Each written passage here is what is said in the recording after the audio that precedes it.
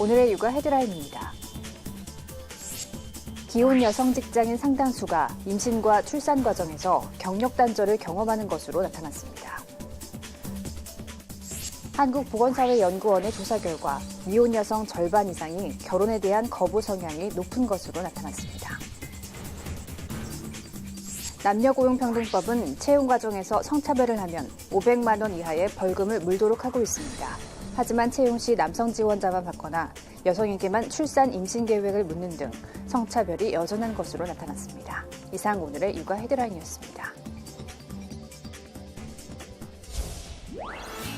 아이가 없어도 괜찮다고 생각하는 미혼 남녀가 더 늘어나고 있습니다. 미혼 여성의 절반 가까이가 이 같은 생각을 갖고 있다고 하는데요.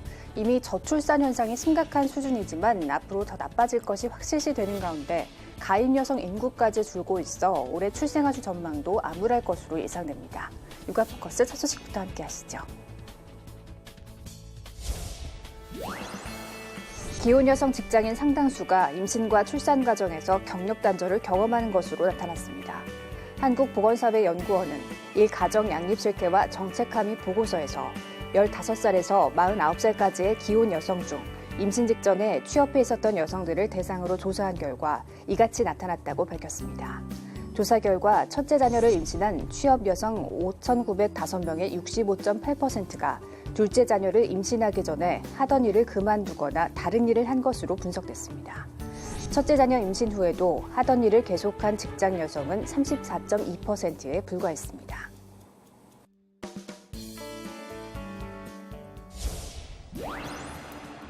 미혼 여성 절반 이상이 결혼에 대한 거부 성향이 높은 것으로 나타났습니다. 한국보건사회연구원이 미혼 남성 1,140명과 미혼 여성 1,324명을 대상으로 결혼 태도를 파악한 결과 결혼할 의향이 있는 미혼 남성은 58.8%였지만 미혼 여성은 45.3%에 그쳤습니다. 2015년 조사 당시 미혼 남성 74.5%, 미혼 여성 64.7%가 결혼 의향이 있다고 답했던 것과 비교하면 크게 낮아진 겁니다. 미혼 여성은 25살부터 29살에서 55.7%가 결혼할 생각이 있다고 답했지만 30살에서 34살은 47.4%, 35살에서 39살은 31.6%에 불과했습니다. 육아휴직을 쓰는 남성들이 늘고 있습니다. 환영할 만한 일이지만 한편에선 제도를 악용하는 양심불량 아빠들이 덩달아 늘고 있어 문제입니다. 남성 육아휴직 급여 부정 수급액이 4년 새 13배 급증한 것으로 확인됐습니다. 경기도 부천에 사는 남성 A씨는 사업주와 짜고 회사에 멀쩡히 다니면서 육아휴직 급여 450만 원을 타내 적발됐습니다. 경찰은 B씨는 육아휴직 2년 3개월 동안 두 아이는 아내에게 맡기고 로스쿨에 다녀 징계를 받았습니다. 이런 식으로 새어나간 남성 육아휴직급여 부정수급액이 작년에만 2억 1,500여만 원, 4년 전인 2014년보다 건수로는 5배, 액수로는 13배 급증했습니다. 정부의 적극 장려로 남성 육아휴직자 규모 자체도 늘었지만 지원이 커지자 이를 악용하는 사례들이 증가하는 겁니다. 아빠 육아휴직 보너스제 상한액은 150만 원에서 작년에 200만 원으로 올해는 다시 250만 원으로 올랐습니다. 이 문제는 부정수급을 잡아내기가 쉽지 않다는 점입니다.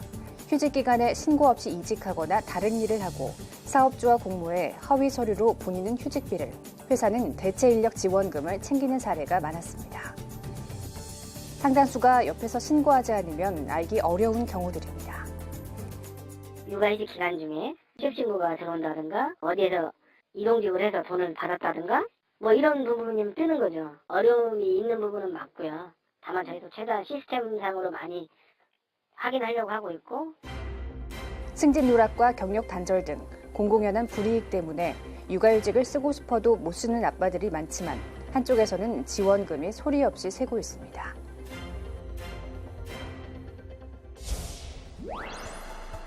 아르바이트를 한 청소년의 약 35%는 최저임금을 받지 못했습니다. 특히 이 현상은 중학생과 여학생에게 더욱 두드러졌습니다. 뿐만 아니라 이들의 61.6%는 근로계약서를 작성하지 않았고 작성했다 하더라도 이를 교부받지 못한 경우가 42%에 달했습니다.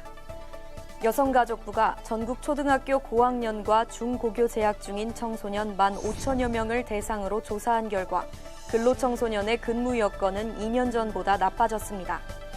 청소년들의 아르바이트 경험은 약 9%로 2년 전과 비교해 약 2.3%포인트 줄었지만 부당처우 경험은 오히려 늘었습니다. 근로청소년들의 17.7%는 초과 근무를 요구받았고 16.3%는 임금 체불을 경험했습니다. 고객의 언어폭력, 성희롱 폭행 등을 경험한 학생도 8.5%로 모두 2년 전보다 증가한 수치입니다. 이처럼 부당한 대우를 받았음에도 이들의 71%가량은 참고 일한 것으로 드러났습니다.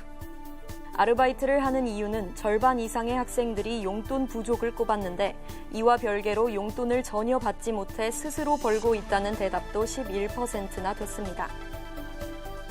여성가족부는 청소년 근로보호센터를 3개에서 4개로 확충하고 청소년과 사업주 대상으로 찾아가는 청소년 노동인권 교육을 확대하는 등 근로청소년의 인권보호 방안을 수립할 방침입니다. 남녀고용평등법은 채용 과정에서 성차별을 하면 500만 원 이하의 벌금을 물도록 하고 있는데요. 하지만 채용 시 남성 지원자만 받거나 여성에게만 출산 임신 계획을 묻는 등 성차별이 여전한 것으로 나타났습니다. 서울 한 카페의 온라인 채용 공고입니다. 제목에 버젓이 남자 직원 우대라고 적었습니다. 고용노동부가 작년 9월부터 운영 중인 고용상 성차별 익명신고센터에 이런 사례가 122건이나 접수됐습니다. 전남도청은 청원경찰과 청원산림보호직 지원 자격을 남성으로 한정했고 전북의 한 신협도 여성은 지원할 수 없다고 안내했다 노동부의 지적을 받았습니다. 한 병원은 여성 전공의가 특정과에 지원하려 하자 여성이라는 이유로 거절했고 바리스타를 뽑으면서 남성 군필자만 받겠다고 한 카페도 있었습니다. 이처럼 채용 과정에서 대놓고 성차별한 사례가 63건으로 가장 많았습니다. 면접에서는 여성에게 뚱뚱하다 등 외모를 지적하는 말을 하거나 결혼과 임신 계획을 묻는 경우도 있었습니다. 한 회사는 입사 후 뒤늦게 기혼자임을 알고 여성 직원에게 퇴사를 권고하기로 했습니다. 승진이나 근무지 차별 신고는 33건이었습니다. 여성에게 업무와 무관한 행사나 청소를 맡기기로 했는데 노동부는 이 가운데 2건을 진정사건으로 전환해 조사 중입니다. 익명신고만으로도 행정지도하고 사업장 근로감독에 착수를 하고 있고요. 그리고 피신고 사업장에 대해서는 법 위반 여부하고 상관없이 집중 근로감독을 실시하고 있습니다. 임금 차별 신고 26건은 확인 결과 성별이 아닌 직무에 따른 임금 격차로 비합리적인 차별은 없었다고 노동부는 밝혔습니다.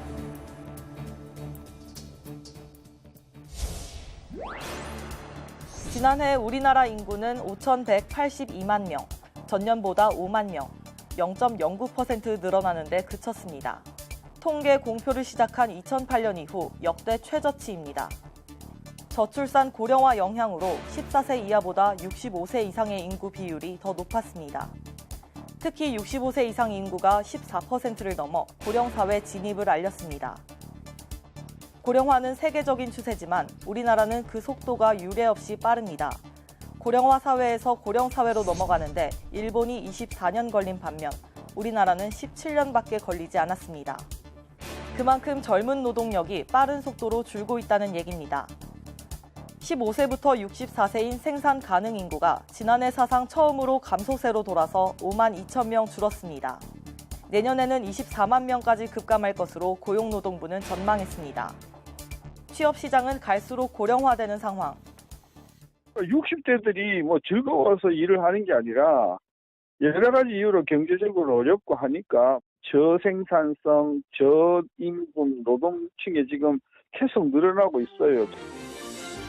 지금은 젊은이들을 위한 일자리가 부족한 우리 사회. 하지만 머지않아 일본처럼 일자리는 넘치는데 일할 젊은이가 부족한 시대에 대비할지 모릅니다.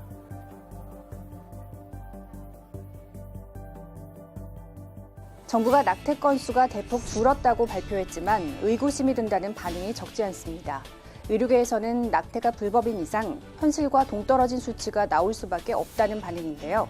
여성단체에서는 위험한 낙태에 내몰리는 여성의 현실이 드러났다고 비판했습니다. 정부가 발표한 2017년 낙태 수술 건수는 약 5만 건, 2010년 기준 추산 16만 8천 건의 3분의 1에도 못 미치며 의료계 추정치인 연간 50만 건의 10분의 1에 불과합니다. 보건 전문가들은 최근 낙태가 줄어드는 추세기는 하지만 이렇게 대폭 감소하지는 않았을 것으로 보고 있습니다. 낙태가 불법인 이상 솔직한 답변을 얻기 어렵다는 한계가 있기 때문입니다. 현장에서 체감하는 것에 비해서는 너무 적은 수치가 아닌가 생각하는데요. 성행태와 같은 조사는 사회적 바람직성이라는 오류 때문에 어느 정도의 거짓 응답을 하게 되어 과소축에 되기 마련입니다. 여성단체는 이번 정부 조사로 낙태할 병원을 찾기 어렵고 낙태 후 관리도 받지 못하는 여성의 현실이 드러났다고 주장했습니다. 임신 중지를 해야 하는 여성들에게 안전하고 합법적이고 접근성 높은 의료체계가 전혀 보장되어 있지 않음이 드러난 것이라고 할 수 있겠습니다. 또 응답자의 75%가 임신 중지를 현재 불법화하고 있는 형법이 개정되어야 한다고 답한 점이 주목해야 한다고 생각합니다. 현실과 동떨어졌다는 비판을 받는 정부의 낙태 실태 조사. 하지만 피임과 임신 출산에 대한 남녀 공동 책임의식 강화, 낙태 관련 상담제의 필요성 등에는 귀 기울여야 한다는 목소리가 커지고 있습니다.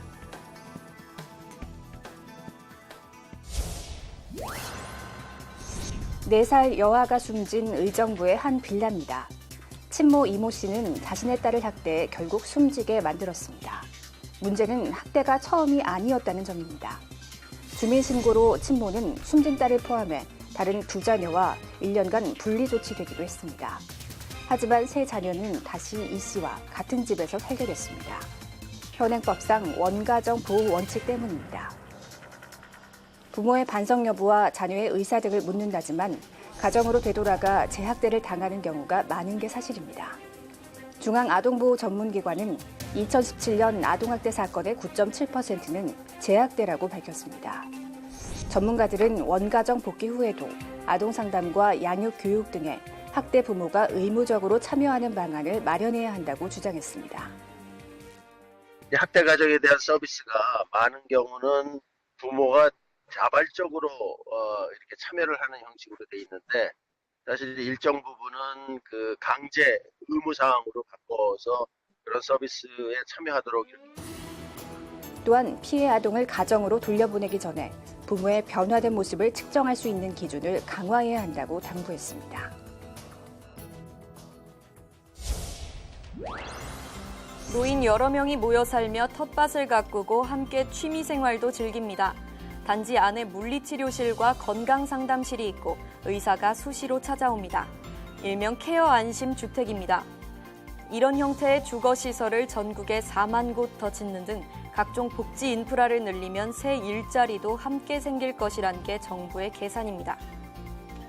국제노동연맹의 보고서를 보면 인구 고령화에 대응하고 경제성장의 지체를 극복할 수 있는 길이다. 이렇게 돼 있습니다. 또 실버산업 역시 4차 산업혁명과 결합해 무섭게 성장하고 있어 우리 경제의 신성장 동력이 될 수 있다는 것입니다. 지금까지는 이제 개발된 기술들은 많지만 이제 그런 것들이 과연 이제 그 사용성이라든가 어떤 수용성에 있어서 고령 친화적인지 부분은 아직 굉장히 미흡한 것이 많기 때문에 이제 그러한 그 수요자 중심의 기술 개발이 굉장히 중요하다고 생각합니다. 문제는 돈입니다. 사회복지 지출을 포함해 이들 사업에 5년간 드는 예산은 모두 332조 원이 넘습니다. 저부담 저복지에서 중부담 중복지로 복지체제를 전환하는 비용입니다. 하지만 저출산 고령화로 반대로 세금 낼 사람은 줄고 있습니다. 정부는 당장의 증세는 없다지만 추가 예산 확보는 불가피합니다. 미래의 복지가 커뮤니티 케어, 즉 지역 중심으로 운영될 것으로 예상되는 만큼 중앙정부 주도형 복지에 한계가 있다는 지적도 귀 기울여야 할 대목입니다.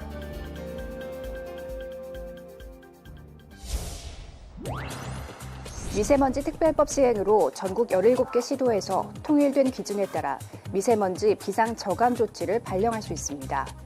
시 도지사는 당일 초미세먼지 평균 농도가 세제곱미터당 50 마이크로그램을 초과하고 다음 날도 50 마이크로그램을 웃돌 것으로 예상되면 비상 저감 조치를 내릴 수 있습니다.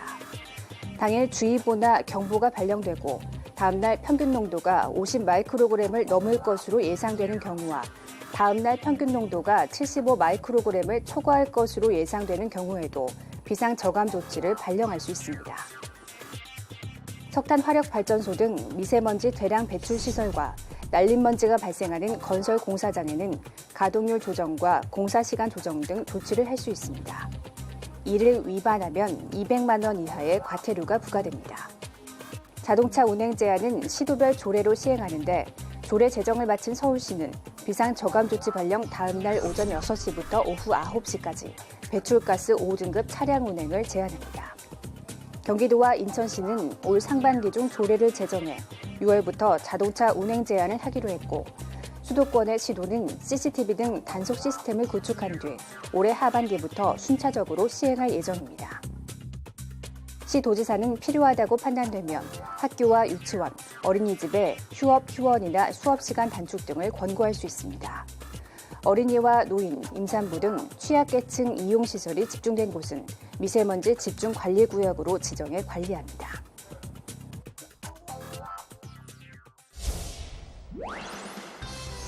걸핏하면 영하로 내려가는 기온 탓에 시민들은 온몸을 꽁꽁 싸맸습니다. 겨우내 습도가 낮은 날씨가 이어지는 데다 야외와 실내의 온도차가 커지면서 피부가 건조해지기 십상입니다. 겨울철 피부가 건조해서 이제 주로 사용했던 것보다 조금 더 유분감 있는 제품들로 피부 건조함을 해소하고 있어요. 피부 건조증은 피부의 수분이 정상의 10% 이하로 부족한 상태를 말하며 피부가 갈라지는 등 다양한 증상을 보입니다. 피부가 건조하게 되면 피부에 각질이 생기고 가려움증을 유발할 수가 있습니다. 간지럽다고 긁다 보면 상처가 생기고 그 상처로 미세먼지와 각종 균이 침투해 2차 감염으로 입원 치료까지 받는 경우도 발생합니다. 실내에서 과도하게 난방을 하거나 뜨거운 물로 씻고 찜질방을 즐겨 찾게 되는 겨울이면 환자가 급격히 늘어납니다. 피부 건조증을 막기 위해선 보습이 가장 중요합니다. 야외 활동을 마친 뒤에는 반드시 씻고 3분 이내에 보습제를 바르는 것이 좋으며 실내에서 미스트 등을 활용하는 것도 좋습니다. 하루 8잔 정도 물을 마시고 집안 내 습도를 올리기 위해서 가습기를 사용하는 것도 방법입니다.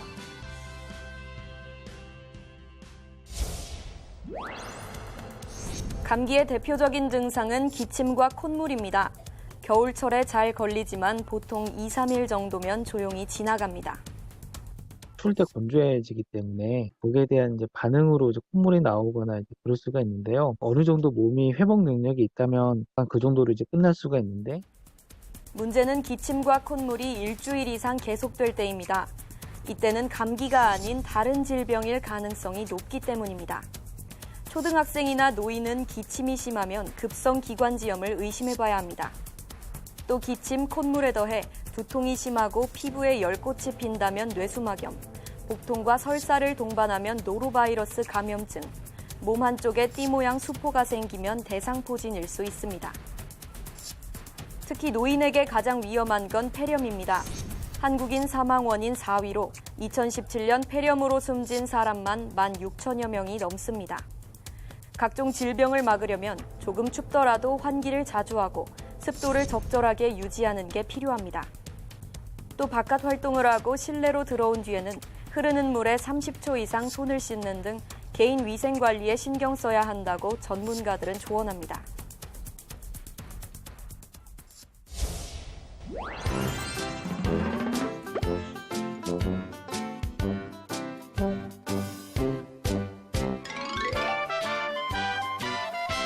어느 날 할아버지 두꺼비와 꼬마 두꺼비가 걸어가고 있었어요. 꼬마야, 세상에는 우리를 해치려는 녀석들이 아주 많다 한다. 그럼 어떻게 해야 돼요? 내가 3가지 비밀을 가르쳐주마. 첫째, 용감해야 한단다. 바로 그때 배고픈 뱀이 나타났어요. 안녕, 너희를 잡아먹어야겠다. 그러자 할아버지는 있는 힘을 다해 몸을 크게 부풀리는 게 아니겠어요? 잡아먹으려면 잡아먹어봐. 하지만 좀 힘들걸. 그 모습을 본 뱀은 슬금슬금 도망쳤죠. 우와, 할아버지 아주 용감하세요. 그래, 고맙구나. 그럼 두 번째 비밀, 그건 바로 지혜란다. 그때 이번엔 거북이가 나타났어요. 어허, 너희들 간식을 안 먹었지매. 간식보다는 점심이 어때? 방금 맛있어 보이는 뱀이 저쪽으로 갔는데. 거북은 고맙다는 인사까지 하며 기어갔죠. 할아버지, 정말 지혜로우세요. 자, 이제 마지막 비밀은. 하지만 말을 끝내기도 전에 커다란 괴물이 나타났어요. 꼬마 두꺼비는 소리를 지르며 달아났죠. 이렇게 무서운 괴물은 나도 처음 보는 걸. 할아버지도 달아나다 그만 잡히고 말았지 뭐예요. 벌벌 떨고 있던 꼬마 두꺼비는 침착하게 할아버지가 가르쳐준 비밀을 생각해냈어요. 용감하고 지혜로워야 한다고 하셨지? 옳지! 꼬마 두꺼비는 산딸기를 따서 괴물의 다리에 마구 던지더니 할아버지! 그 불쌍한 괴물을 놓아주세요! 다리에 붉은 독이 완져 곧 죽게 될 거예요! 그제서야 제 다리를 본 괴물은 살려줘! 못된 두꺼비들이 독을 퍼뜨렸다! 하며 도망가는 거예요. 휴, 큰일 날 뻔했네. 할아버지, 그런데 마지막 비밀은 뭐예요? 마지막 비밀은 믿을 수 있는 친구를 사귀라는 거야. 꼬마야, 넌 용감하고 지혜로운 나의 믿을 수 있는 친구란다. 두 손을 꼭 잡은 할아버지와 꼬마 두꺼비는 활짝 웃었대요.